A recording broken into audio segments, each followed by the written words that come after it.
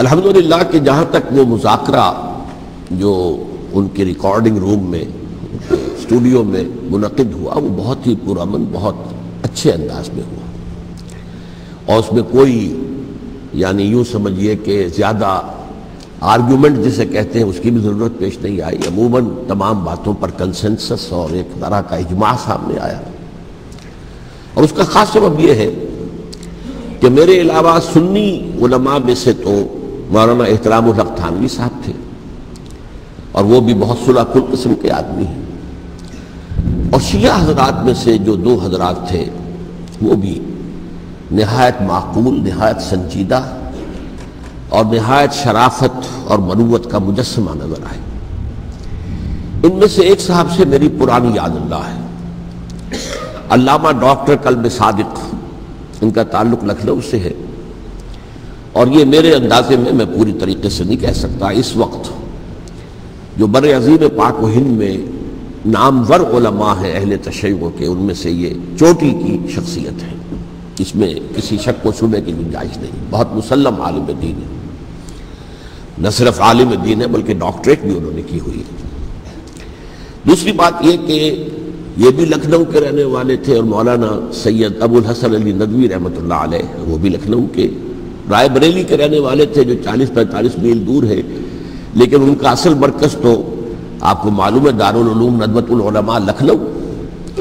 تو ان کے ساتھ ان کے بڑے ہی برادرانہ تعلقات رہے، ایک دوسرے سے بڑی محبت، اور مولانا علی میاں رحمۃ اللہ علیہ بھی ان کے اجتماعات میں جا کر شریک ہوتے رہے ہیں، اور انہوں نے ایک فقرہ بھی نقل کیا مولانا علی میاں رحمۃ اللہ علیہ کا کہ آج ہمیں کوفے اور دمشق کی طرف دیکھنے کی ضرورت نہیں ہے بلکہ کربلا کی طرف دیکھنے کی ضرورت ہے۔ تو بہرحال مولانا علی میاں رحمۃ اللہ علیہ کو جو خاص تعلق تھا حضرت علی رضی اللہ تعالیٰ عنہ کی ذات کے ساتھ، اس پر تو ان کی ایک عظیم تصنیف جو ہے حضرت علی کی سیرت مطہرہ پر وہ خود دلالت کرتی ہے۔ تو علامہ ڈاکٹر قلب صادق جو ہیں وہ ایک تو اہل تشیع کے چوٹی کے علماء میں سے ہیں، مولانا علی میاں کے ساتھ ان کے برادرانہ تعلقات، خود میرے ساتھ ان کا معاملہ یہ رہا۔ اس کی وجہ کیا ہے کہ یہ اتحاد بین المسلمین کے بہت بڑے داعی اور علم بردار ہیں۔ شیعہ سنی جو ہے منافرت اور مخاصمت کی بجائے چاہتے کہ مفاہمت ہو اور قرب ہو اور غلط فہمیوں کا ازالہ ہو، اسی وجہ سے ان کی خصوصی نظر عنایت مجھ پر رہی ہے۔ مجھے یہ تو پوری طرح یاد نہیں کہ کراچی میں بھی ان سے ملاقات ہوئی تھی یا نہیں، لیکن ایک مرتبہ لاہور تشریف لائے تھے اور وہاں مجھ سے ملاقات ہوئی، پھر ایک مرتبہ میں نیو یارک میں تھا اور اتفاقاً ان کا بھی وہیں پر قیام تھا یا تشریف آوری ہو گئی تھی، تو وہاں بھی بڑی مفصل ملاقات کے لیے وہ تشریف لائے تھے۔ پھر میرا جو ایک کتاب کہہ لیں درمیانی شے ہے، شیعہ سنی مفاہمت کی ضرورت اور اہمیت، اس کے یہ باقاعدہ مبلغ رہے ہیں، اس کے بہت سے نسخے انہوں نے منگوا کر اپنے طور پر یہاں محرم الحرام کی جو ان کی مجالس ہوتی ہیں، اس مرتبہ بھی اسی کے لیے تشریف لائے ہوئے تھے، تو اس کے اندر انہوں نے اس کا تعارف کرایا، اس کی تعریف کی، اور اس کے بہت سے نسخے جو ہیں وہ فروخت کروائے۔ تو یہ میں نے اصل میں آپ کے سامنے ایک پس منظر رکھ دیا ہے اس شخصیت کا کہ جو اس میں میجر ریپرزنٹیٹیو تھے اہل تشیع کی طرف سے۔ انہوں نے ایک نکتہ جو بیان کیا، واقعہ یہ ہے کہ میرا ذہن بھی ادھر منتقل نہیں ہوا تھا اس سے پہلے، انہوں نے فرمایا کہ یہ اللہ کے راستے میں شہید ہو جانے والے کو جو اللہ کے راستے میں قتل ہو جائیں، سورہ بقرہ میں تو فرمایا انہیں مردہ مت کہو، وَلَا تَقُولُوا لِمَن يُقْتَلُ فِي سَبِيلِ اللَّهِ أَمْوَاتٌ بَلْ أَحْيَاءٌ وَلَٰكِن لَّا تَشْعُرُونَ، وہ تو زندہ ہے لیکن تمہیں ان کا شعور نہیں۔ لیکن سورہ آل عمران کے اندر جو آیت آئی ہے وَلَا تَحْسَبَنَّ الَّذِينَ قُتِلُوا فِي سَبِيلِ اللَّهِ أَمْوَاتًا بَلْ أَحْيَاءٌ عِندَ رَبِّهِمْ يُرْزَقُونَ، ہرگز مت سمجھنا ان کو جو اللہ کی راہ میں قتل ہو جائیں کہ وہ مردہ ہیں، وہ زندہ ہیں، اپنے رب کے پاس سے رزق پا رہے ہیں۔ تو انہوں نے کہا کہ اللہ تعالیٰ کی راہ میں قتل ہو جانے والے کو مقتول کہنا ہی نہیں، سمجھنا بھی غلط ہے،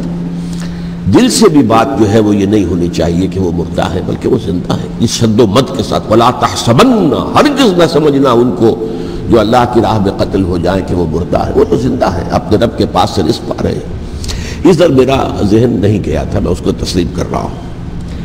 دوسرے جو شیعہ عالم دین تھے، مجھے ان کا پورا نام مستحضر نہیں ہے، نقوی صاحب، وہ بھی ڈاکٹر بھی ہیں اور عالم دین ہیں، وہ بھی تھے، اور وہ بھی بہت ہی یوں سمجھیے کہ یعنی دلیل کو تسلیم کرنے والے اور بہت ہی معقول انداز میں گفتگو کرنے والے تھے۔ بہرحال جب وہ مذاکرہ شروع ہوا تو سب سے پہلے ڈاکٹر کلب صادق صاحب کو دعوت دی گئی کہ وہ اظہار خیال کریں۔ انہوں نے انہی 2 آیتوں کے حوالے سے جو ابھی میں نے بیان کی ہے، ایک نقطہ بھی بیان کیا، کچھ اور باتیں بھی بیان کی۔ اس کے بعد جب میری باری آئی تو میں نے کہا کہ مجھ سے کچھ اور سوال کیا گیا تھا، لیکن میں نے کہا کہ میں پہلے بات وہیں سے شروع کرنا چاہتا ہوں۔ سوال یہ کیا گیا تھا ڈاکٹر کلب صادق سے کہ قرآن کا فلسفہ شہادت کیا ہے۔ تو میں نے کہا جو سوال آپ نے ان سے کیا تھا، میں اس کے جواب سے اپنی بات شروع کرنا چاہتا ہوں کہ میرے نزدیک قرآن مجید میں اللہ کی راہ میں قتل ہونے کے لیے لفظ شہادت آیا ہی نہیں ہے۔ حدیث میں ضرور آیا ہے بصیغہ مجہول، فقد استشہدہ، اس کی شہادت قبول کر لی گئی یا اس کو شہید بنا لیا گیا، اور اس معنی میں صرف ایک جگہ پر امکان ہے پورے قرآن میں، سورہ آل عمران کی ایک آیت میں، وَيَتَّخِذَ مِنْكُمْ شُهَدَاءَ، کہ وہاں اس کے معنی لیے جا سکے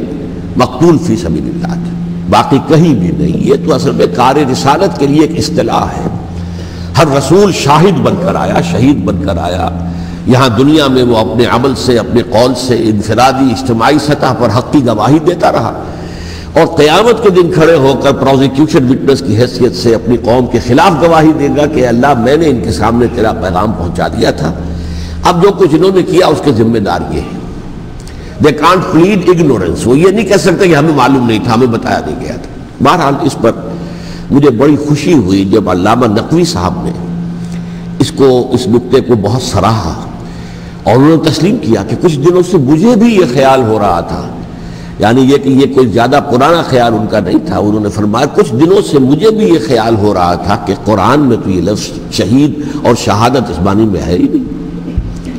میرا گمان یہ ہے کہ چونکہ اس موضوع پر میں نے بہت تقریریں کی ہیں، سال ہر سال سے تقریریں کر رہا ہوں، قرآن کا فلسفہ شہادت کیا ہے، اور اس کے حوالے سے یہ کہ امت مسلمہ کا کیا فرض منصبی ہے، شہادت علی الناس کی کیا ذمہ داری ہے جو امت مسلمہ پر ہے۔ تو یہ تو میری دعوت قرآنی کے اہم مضامین میں سے ہے، تو ہو سکتا ہے کہ میری ہی کسی تقریر کی کوئی اڑتی ہوئی خبر ان کے کانوں تک پہنچی ہو، واللہ عالم، لیکن انہوں نے اس نقطے کو سراہا، اور مجھے اللہ کے فضل و کرم سے مجھے اس پر خوشی ہوئی کہ بجائے اس کے کہ وہ اس پر کوئی آرگیومنٹ کرتے، کوئی بحث و تبحیث کرتے، انہوں نے میری اس بات کو تسلیم کیا اور اس کی گویا کہ تائید کی۔ پھر میں نے عرض کیا کہ جہاں تک خلفائے ثلاثہ کی شہادت کا اور شہادت حسین یا سانحہ کربلا رضی اللہ تعالیٰ عنہم اجمعین کا تعلق ہے، اصل میں اس کو نہیں سمجھ سکتے لوگ جب تک کہ ریولوشن اور کاؤنٹر ریولوشن کا فلسفہ سمجھ میں نہ آئے۔